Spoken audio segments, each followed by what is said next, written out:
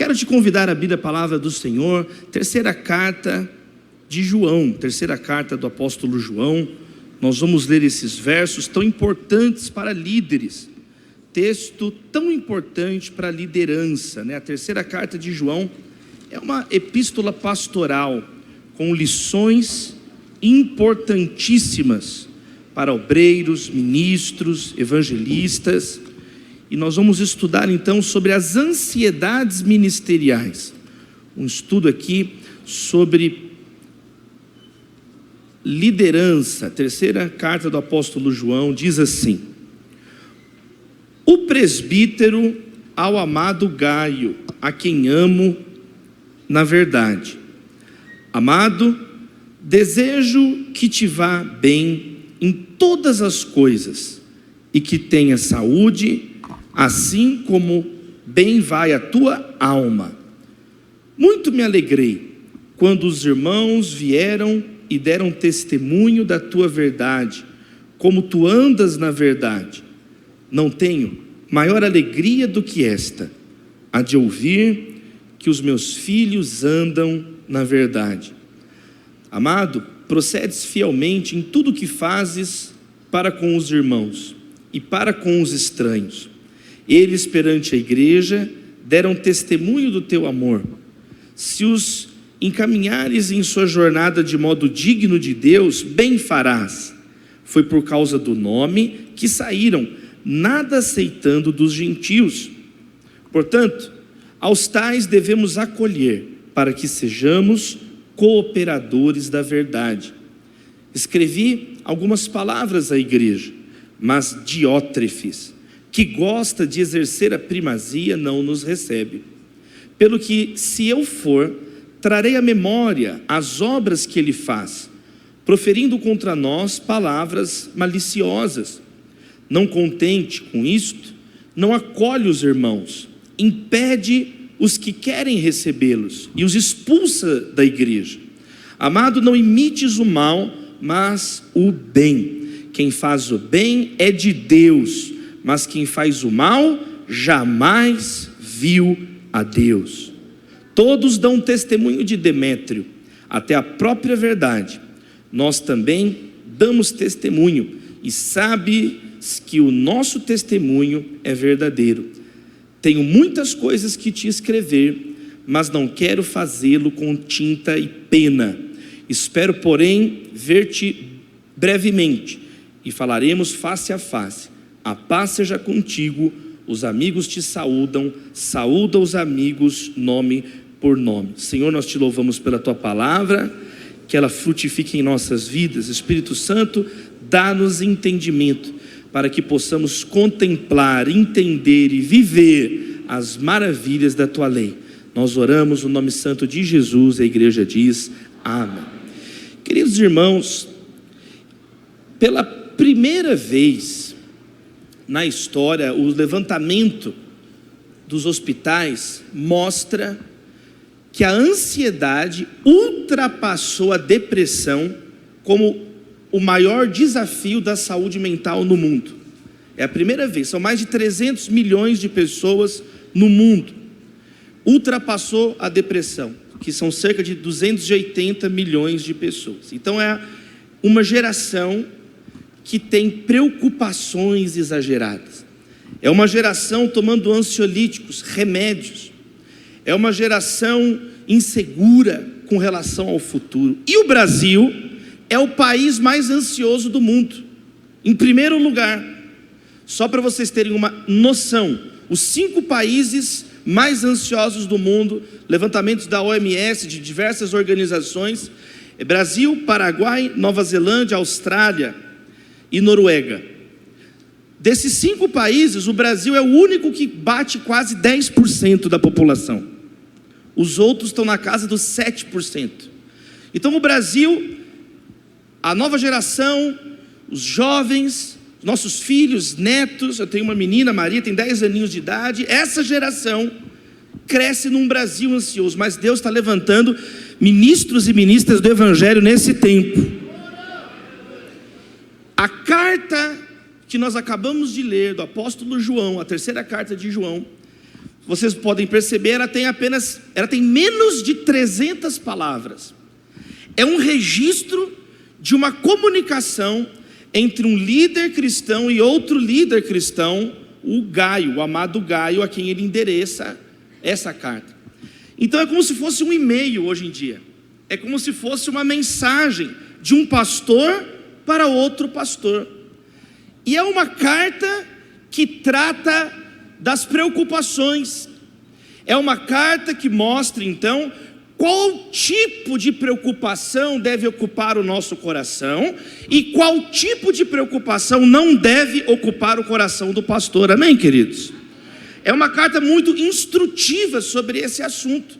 É uma carta pedagógica que vai traçar uma divisão de preocupações saudáveis e preocupações malignas que nós devemos tirar da nossa vida, do ministério, da família. A palavra preocupação no grego é a palavra merinate. A palavra merinate é traduzida como ansiedade, cuidado ou preocupação em português.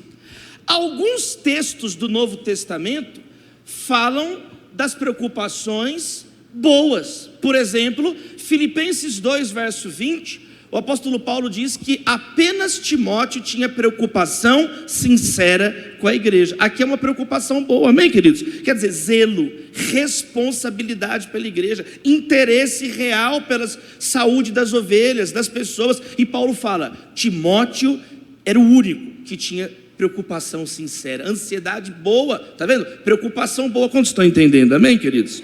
Lá em Coríntios, Paulo mesmo fala, 2 Coríntios 11, 28, ele fala que ele tem no coração dele um peso de preocupações pelo bem-estar da igreja.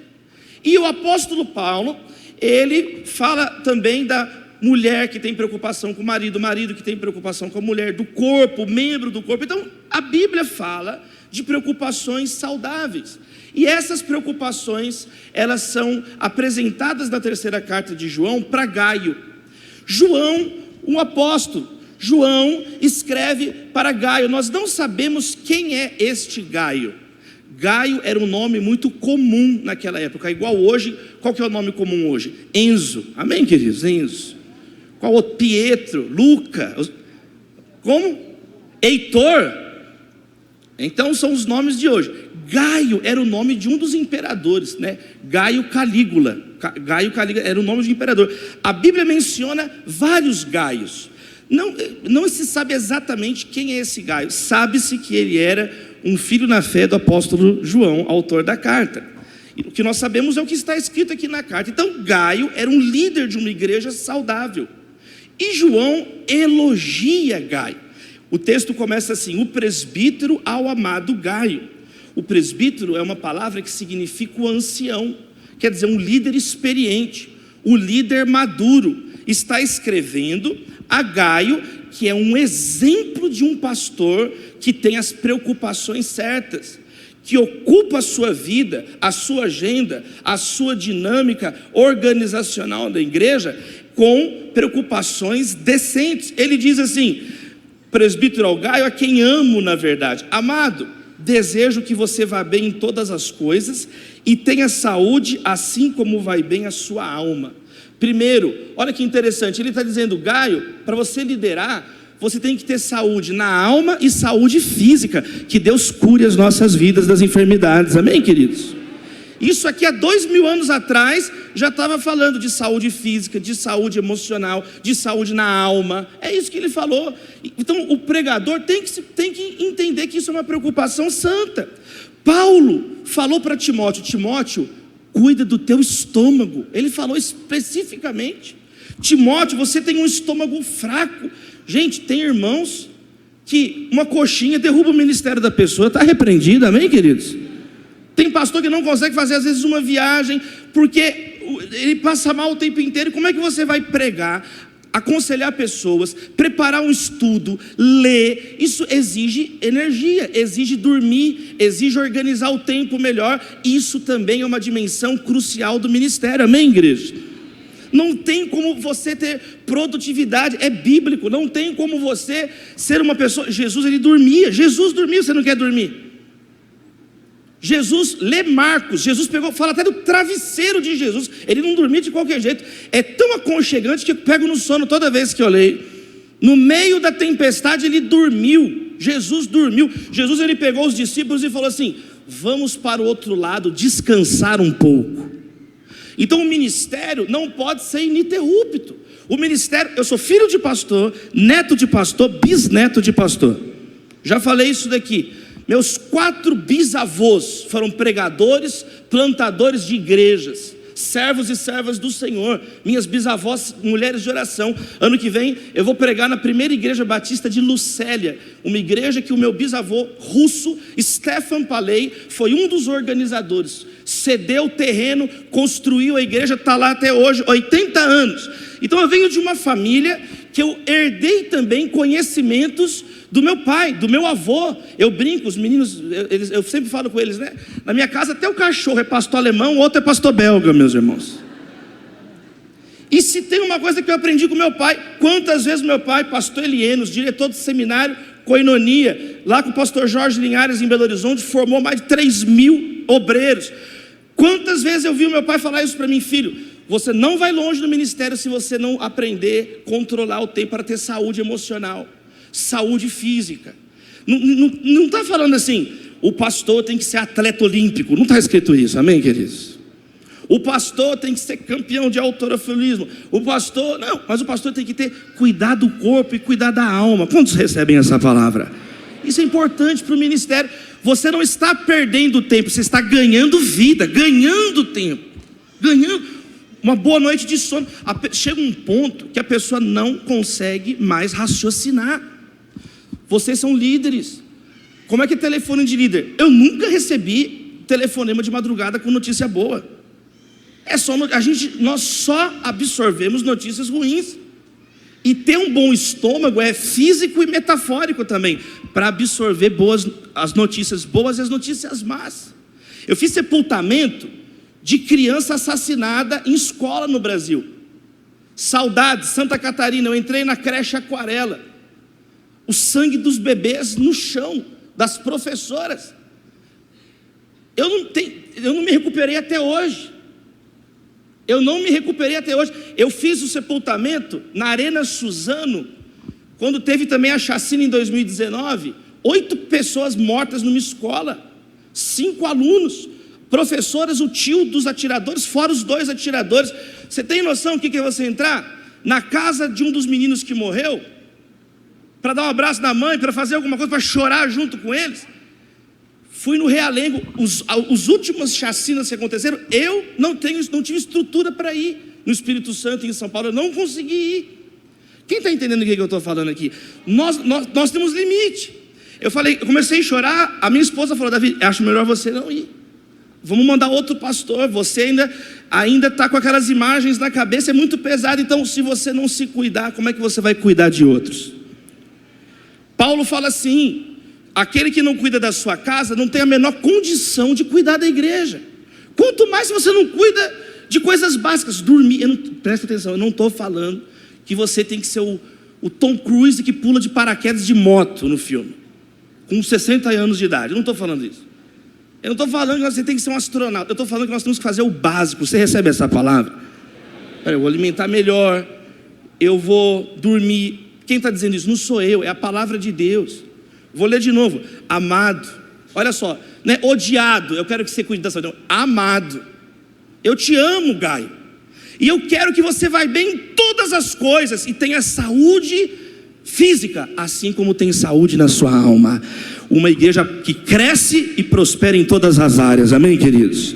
Aí ele continua: eu muito me alegrei quando os irmãos vieram e deram testemunho da tua verdade, como tu andas na verdade. Isso é outra coisa que acontece com o pastor. Pastor recebe a informação antes dos outros. Ninguém é mais bem informado que os pastores. Quando começou a pandemia no Brasil, antes de saírem dados oficiais no Brasil do número de mortos, a Convenção Batista já mandou um boletim interno dos pastores que tinham morrido. Então você já tinha uma estimativa de como é que estava no Brasil. Quantos estão entendendo? Sempre foi assim. A igreja é a única instituição que existe há 2000 anos ininterruptos.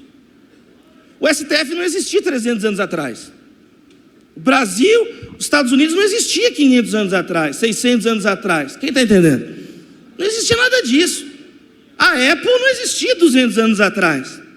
Agora a igreja, há 2 milênios, está aqui. Jesus falou, olha, céu e terra passarão, mas as minhas palavras não passarão. Eu edificarei a minha igreja. A igreja continua. E a igreja, se tem algo que a igreja aprendeu, é sobre informação. João está dizendo o seguinte: chegaram pessoas aqui, Gaio, falando de você. Chegaram pessoas aqui falando de você. Essa é outra preocupação, que você tenha ética com as informações que você recebe, em nome de Jesus. Ter ética pastoral, ética de um líder que tem credibilidade, que o seu sim, sim, não, não.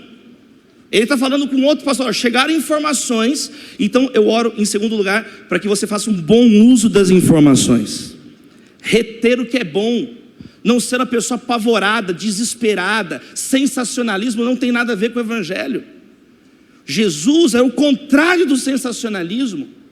Jesus dizia o seguinte: vocês não querem abandonar também? O pessoal foi embora, que era dura a palavra de Jesus. Ele virou para os discípulos e não falou: vocês vão ficar comigo, né? Quer aproveitar e ir embora? Já aproveita e já vai embora agora. Para quem iremos nós, se só tu tens as palavras de vida eterna? Então, quem está entendendo? Nós não dependemos de sensacionalismo, nunca dependemos. Nós dependemos do Espírito Santo de Deus na nossa vida, de pregar a palavra, de fidelidade à palavra. Então você vê aqui João maduro, você vê João então falando: Gaio, você tem uma condição espiritual vibrante, e eu quero que você tenha também uma saúde boa. Gaio, amado, várias vezes ele chama, só que no começo ele de amado, no verso 1, no verso 2, no verso 5.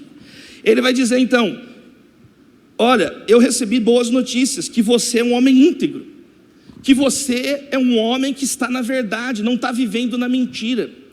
Um pastor, as pessoas, o que as pessoas estão dizendo de você? Como é que elas vão dizer algo de você se elas nem te conhecem? A vida do pastor na Bíblia é uma vida transparente. Por isso que uma das qualidades básicas de um pastor é ser hospitaleiro. Tem a dimensão de acolhimento, de amor, amém, queridos?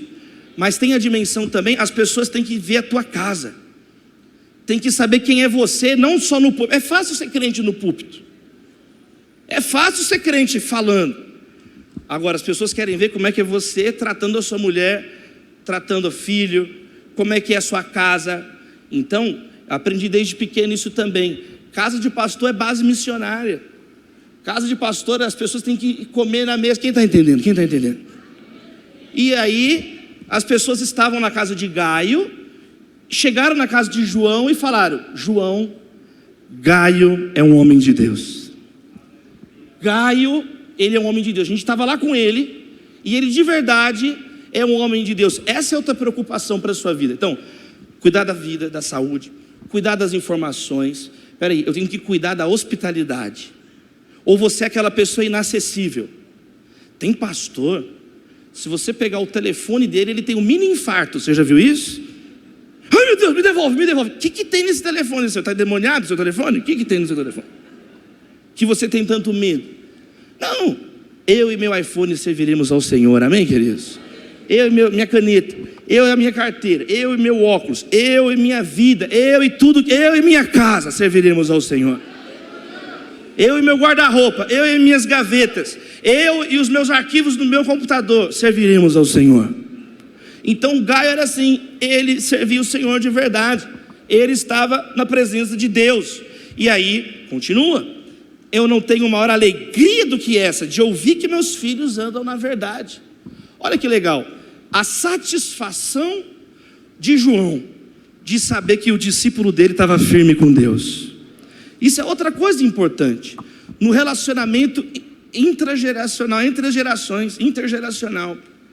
Por exemplo, a minha conquista não é só a minha conquista, é a conquista dos meus pais, é a conquista do pastor Jorge Linhares, é a conquista dos pastores que me discipularam. Quantos estão entendendo, amém? E por outro lado, os pastores mais velhos celebrarem, comemorarem, se importarem. Quantas vezes eu recebo ligações dos meus mestres, reverendo Jeremias Pereira, pastores, pastor Armando Bispo, Pastor Estevão Fernandes vai estar aqui hoje, daqui a pouco. Eles ligam: Davi, como é que está? Davizinho, como é que está isso? Como é que está aquilo? Isso é algo saudável para a igreja crescer, amém, queridos? A preocupação sincera entre as gerações. A primeira menção, existe uma menção, né? Quando fala da serpente que rasteja sobre o próprio ventre. Então você vê Satanás que mata a nova geração. O faraó mandou matar quem? As crianças. Quando Jesus nasceu, quem foi que Herodes mandou matar? Os meninos de 2 anos para baixo. Que Deus guarde as crianças brasileiras. Que Deus guarde as famílias brasileiras. Desde o ventre da mãe, Deus guarde as crianças, amém, igreja? Que Deus guarde. É isso que João está falando aqui. Eu me importo com você, Gaio. Gaio, eu não tenho maior alegria, eu celebro que você está bem. Então nós temos aqui um retrato de uma igreja com boas e santas preocupações. Igreja que se ama, igreja que um cuida do outro, igreja sem... O problema, nós vamos ver aqui adiante, é quando vem Diótrefes. Olha aqui, meus irmãos, tem que correr por causa do tempo, vamos lá. Eles perante a igreja deram testemunho do teu amor. E aí no verso 5, 6 e 7, ele é elogiado então por ser um cooperador da verdade.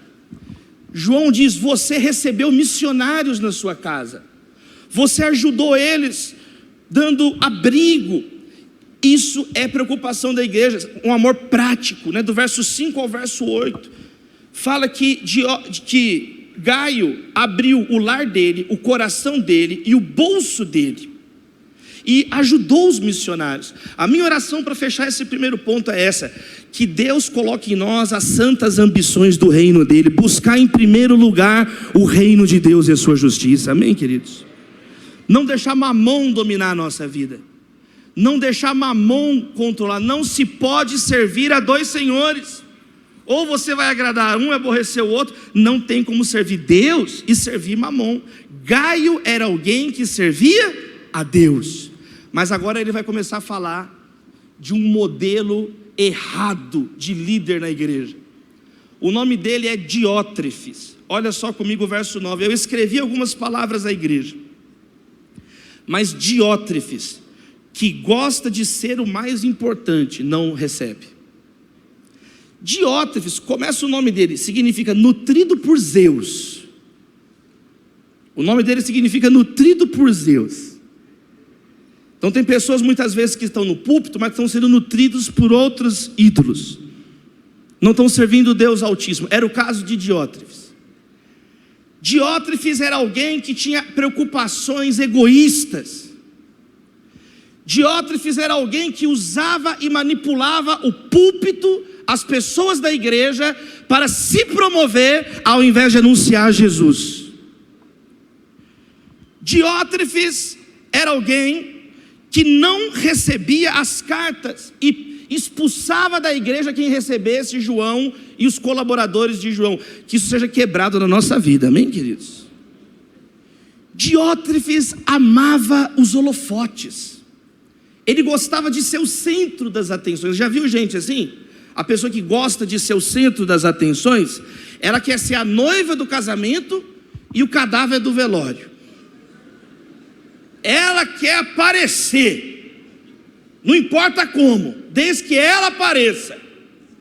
Ela começa a agir de modo egocêntrico, apegado a cargo, apegado ao poder.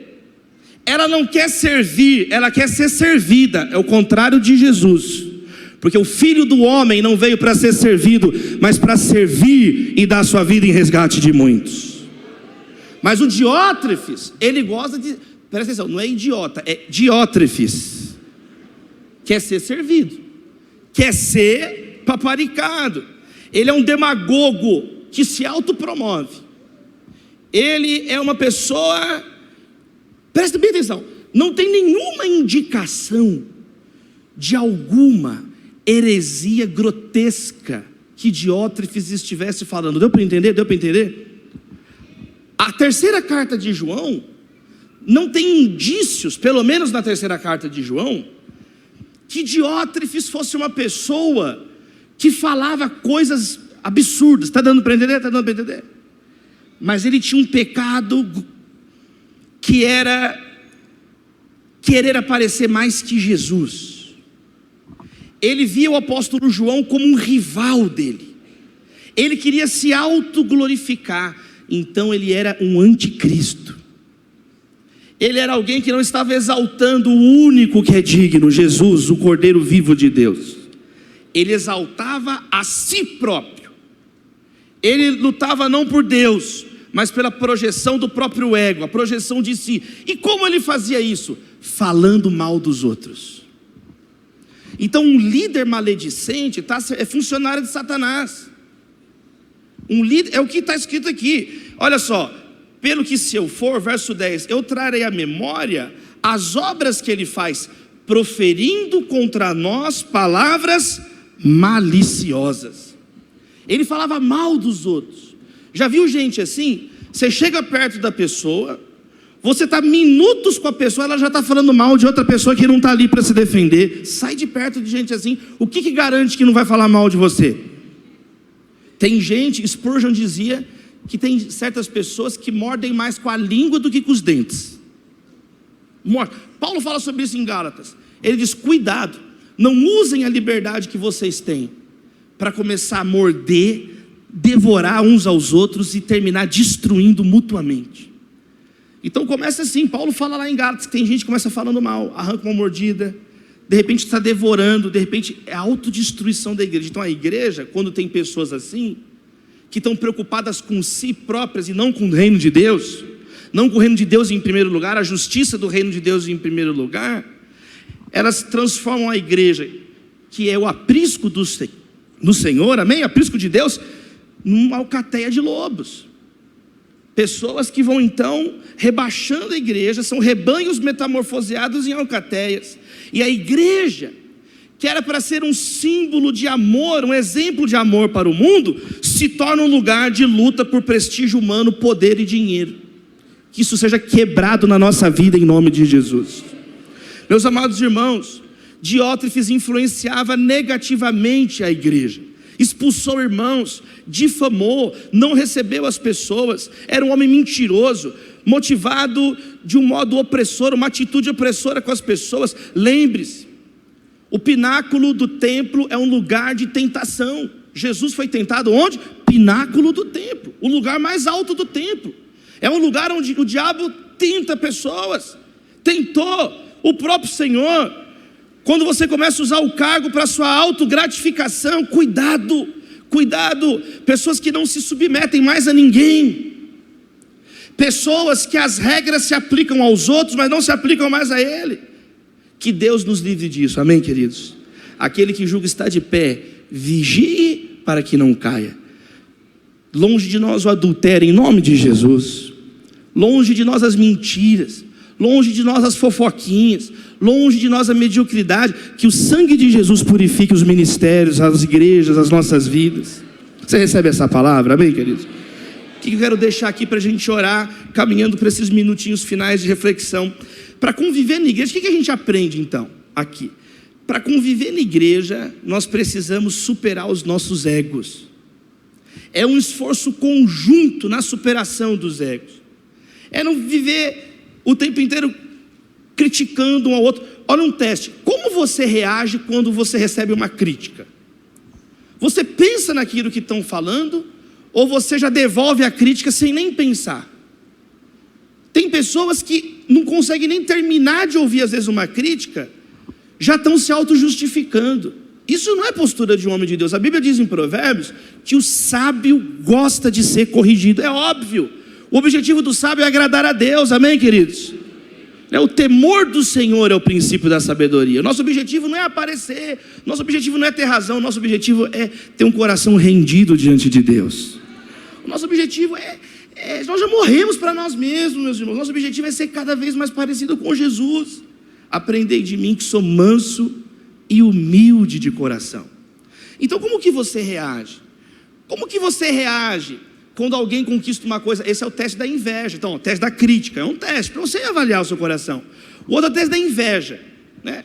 Alguém conta uma notícia boa, o ministério está na bênção, você fica quieto assim, não fala nada. Está endemoniado, meu irmão? A Bíblia fala que nós temos que chorar com os que choram e alegrar com os que se alegram. Peraí, eu vou celebrar a conquista do meu irmão. Louvado seja Deus, meu irmão. Louvado seja Deus. Comemorar. Quem está entendendo? Quem está entendendo? Então, tem tempo de chorar e tem tempo de celebrar. Tem pastor, você chega, você conta uma vitória, conta uma coisa que aconteceu. Eu ganhei um troféuzinho de acrílico assim, gente. Eu ganhei um prêmio pelo livro Ame o Seu Próximo, da ABEC, Associação de Editores Cristãos. Eles me deram um prêmio de melhor livro do ano passado, da categoria espiritualidade. Aí eu fiquei muito feliz. Eu dediquei esse livro à minha mãe, pastora Esmeralda. Ela quase morreu de Covid. Então, foi muito especial para mim aquele prêmio que eu queria entregar para minha mãe. Mãe, olha que bênção, né? Deus preservou sua vida, né? E ainda por cima, olha só, ele nos honrou pela misericórdia de Deus. Olha que legal. Então, eu estava feliz por causa disso. Eu estava indo levar o troféuzinho para casa da minha mãe. Encontrei uma pessoa no meio do caminho. Aí a pessoa virou. Eu falei, olha que legal, eu ganhei o prêmio da Areté. Eu vou levar para minha mãe. A pessoa, e daí? Eu já ganhei esse prêmio aí 2 vezes já. Eu falei, eu não estou te perguntando nada, não. Eu estou levando para minha mãe, com licença, eu não estou te perguntando nada. Quem já viu Ladrão de Alegria? Quem já viu Ladrão de Alegria? A pessoa é o ladrão de alegria. Ela não sabe o momento das coisas, de comemorar. Não sabe. Uma vez outro chegou para mim e falou assim, Davi, se eu fosse você ficou ganhando convite para ir lá no Bial, eu não ia. Se eu fosse você, convite para ir para palestrar lá na USP, eu não ia. Se eu fosse você, convite para escrever no Estadão, eu não ia. Eu falei, então quando você for convidado, você não vai. Eu falei para ele. Jesus não mandou a gente salgar e iluminar o mundo. Jesus não mandou a gente anunciar as boas novas a quem precisa. Jesus não falou que uma lâmpada embaixo da mesa não serve para nada, que ela tem que estar no local apropriado para brilhar, para que as pessoas glorifiquem o Pai que está no céu. Mas Diótrefes não se importa com a glória de Deus, ele importa com a glória dele. É o fariseu que toca trombetas para si próprio. Que o pequeno Diótrefes que há em cada um de nós possa morrer hoje, amém, queridos? Esse ímpeto de querer aparecer e que Deus não apareça, seja repreendido na nossa vida. Eu acho maravilhoso então esse texto que ele coloca essas lições. Nós devemos ser como Gaio, como João está ensinando, pessoas com santas preocupações e não com preocupações malignas. Pessoas que só pensam em si. Está na moda agora um negócio na Europa, várias reportagens, é a pessoa que casa com ela mesma. É verdade, chama soligamia. É muita falta do que fazer, meus irmãos. A pessoa faz a festa para casar com ela mesma, pelo amor de Deus. Sabe, a sociedade não tem limite às coisas que vão acontecendo. E muitas vezes a igreja entra nessa pilha. Ao invés de amar a Deus, amar as pessoas, nós precisamos ser pessoas então que gostam quando alguém chega, que nos ama, quem está entendendo? Para corrigir. Você abre o teu coração. Você está aqui, esse dia foi preparado com tanto amor, com tanto carinho. Há tantas pessoas orando por vocês. Há tantas pessoas. Não tem ninguém torcendo para vocês sair daqui piores, mas sair daqui melhores, cheios do Espírito Santo. Abre o teu coração. Abre o teu coração. Então, meus amados irmãos, olha o que diz Provérbios 18, verso 2. O tolo não se interessa em aprender, mas só em dar as suas opiniões. Provérbios 18, verso 2.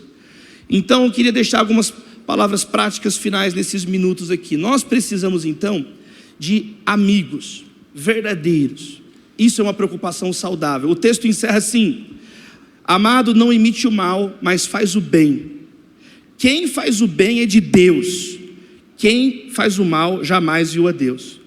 Todos dão testemunho de Demétrio, a própria verdade, nós também. E ele diz assim, ele interrompe a carta: eu tenho muitas coisas que te escrever, mas não quero fazer com pena e tinta. Eu quero te ver face a face. Tem coisa que não dá para resolver pelo WhatsApp, tem que ser mano a mano. Tem coisa que não é online, tem coisa que não dá por carta, tem coisa que não dá pelo jornal. A igreja, Jesus não morreu na internet, ele morreu na cruz do Calvário. em carne e osso, Ele tabernaculou entre nós. Ele derramou o sangue dele na cruz, Ele chorou no Getsêmani. Então a igreja é visceral, meus irmãos. A igreja é um relacionamento real, um relacionamento concreto, um relacionamento palpável, mano a mano, face a face. Aqui existe no final, no verso 15, a paz seja contigo, os amigos te saúdam, saúda os amigos nome por nome, um por um. Ele diz que quer encontrar face a face. No Antigo Testamento fala que Moisés ficou face a face com Deus, boca a boca no hebraico, boca a boca, é face a face. No Brasil a gente fala mano a mano, né? É uma expressão, mano a mano, face a face, cara a cara, vis a vis. Nós precisamos, meus irmãos, resgatar isso. Então não confunda ser amigo com ser amigável. A igreja é feita de amigos verdadeiros. É mais do que ser educado. Se você é educado, cumprimenta, você não fez mais que a sua obrigação. Jesus, ele disse assim: até os pagãos se cumprimentam, o que vocês estão fazendo demais? Teve um pregador, quando comentou Mateus 5, ele disse assim: até os animais se cumprimentam na natureza. Já viu o cachorro? Eles se cumprimentam mesmo. Passarinho se cumprimenta. Até os animais se cumprimentam. Agora, você cumprimentar os outros, isso aí é ser o mínimo, civilizado, educado. Amizade entre líderes cristãos é diferente. É no vale da sombra da morte, é na dor, nós estamos juntos com Jesus. É esse que é o padrão bíblico. Leia Eclesiastes 4, quando fala de amizades. Leia Provérbios 18, verso 1. Quem se isola busca interesses egoístas e se rebela contra a sensatez. Eu queria deixar 3 coisas para vocês, para a gente orar. Primeiro, vamos orar uns pelos outros. Vamos orar. Os que oram juntos, permanecem juntos. A igreja é uma comunidade de oração. Jesus disse em Mateus 18, se 2 concordarem em oração. Jesus nos motivou a orar juntos. Pedro e João oravam juntos lá em Atos. Você vai ver a igreja orando junto, clamando junto pela libertação de Pedro. Em Atos a igreja está orando o tempo inteiro junto. Então eu já percebi isso. As minhas amizades mais abençoadas são as amizades de oração. Às vezes um não concorda com o outro, às vezes um não entende o outro, mas os outros estão orando uns pelos outros. Então isso mantém a linha aberta, isso mantém a bênção nas famílias. Os que oram juntos permanecem juntos. Em primeiro lugar, eu queria te desafiar a orar mais um pelo outro. Segundo, eu queria te desafiar também a desenvolver então as amizades, não apenas ser educado com o irmão. Desenvolver amizade é comer junto, é passar tempo junto, é fazer uma viagem junto, é saber o nome dos filhos uns dos outros. Eu fiz um grupo, eu contei aqui, eu fiz um grupo no começo do ano com a minha esposa. Eu fiz um grupo de oração, só eu e a Natália. O grupo chama Gatos Intercessores. Louvado seja Deus. Eu e a Natália. Eu falei, Natália, vamos orar mais pelos nossos amigos e vamos ser melhores amigos esse ano. Então a gente está fazendo um esforço. Então, toda semana a gente coloca no nosso grupo foto dos nossos amigos, os filhos dos nossos amigos. A gente pergunta quais são os motivos de oração. E isso está nos aproximando mais, estamos conhecendo melhor pessoas. Quem quer ser um amigo melhor igual Jesus? Jesus é o maior modelo de amigo. Jesus é o maior modelo de amigo. Meus queridos irmãos, nós temos que nos acostumar uns com os outros, porque nós vamos ficar no céu junto. Então a amizade traz encorajamento. A amizade traz esse calor. Provérbios 17 diz: o amigo ama em todos os momentos e é um irmão na adversidade. E na adversidade se torna um irmão. É no momento da luta que o relacionamento muda de categoria. Eram amigos, mas passamos junto àquela tempestade. Aí virou agora irmão um do outro. Aprofundou. Nós estamos fazendo uma família, construindo uma família. Olha essa frase: o mato cresce depressa em caminhos pouco percorridos. Às vezes você tem o telefone da pessoa, o endereço da pessoa, mas não anda nesse caminho. Então vai crescendo o mato, vai crescendo o mato, vai crescendo o mato.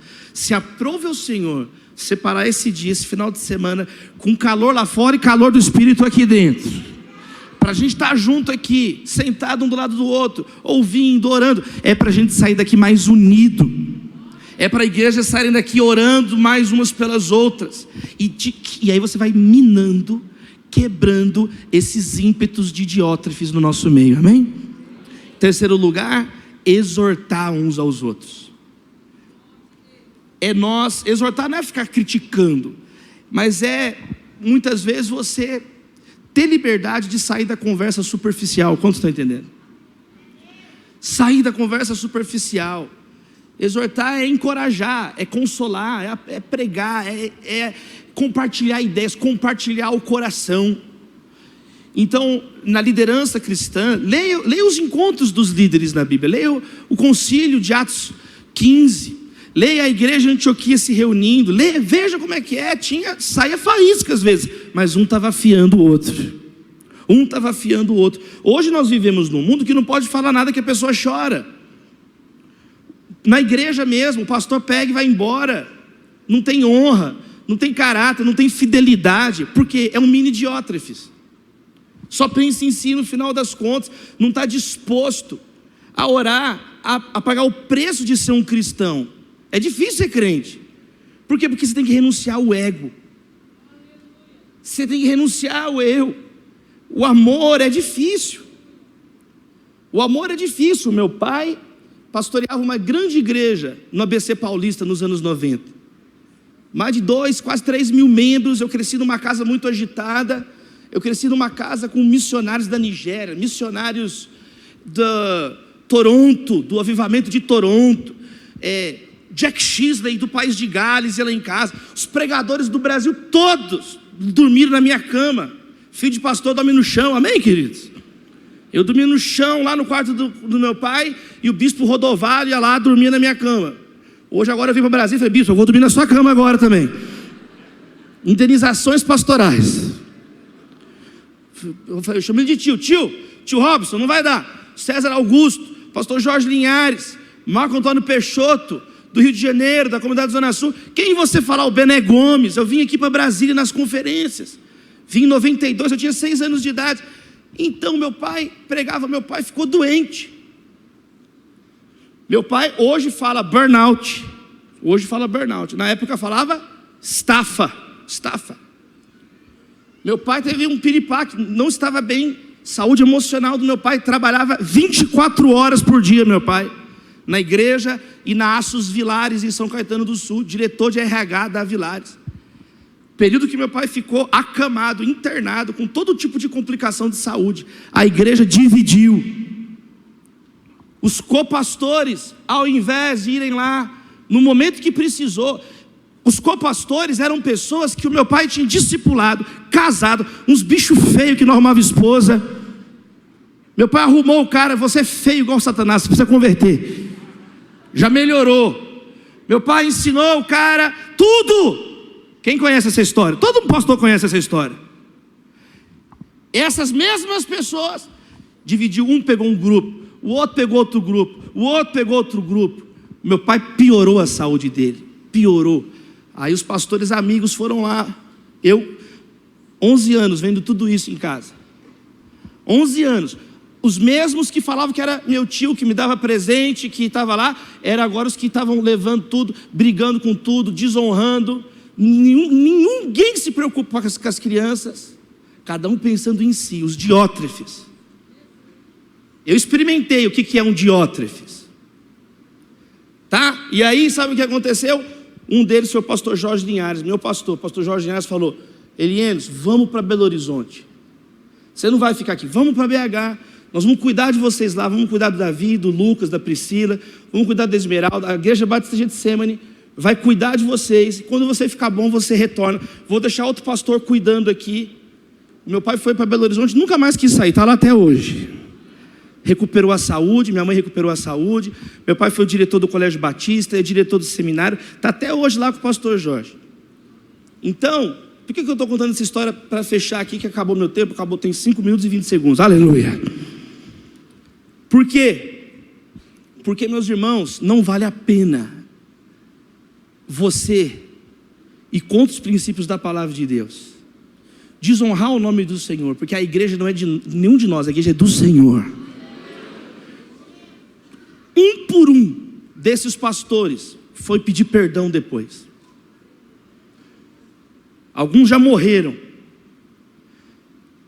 Alguns morreram, acabou o ministério da pessoa.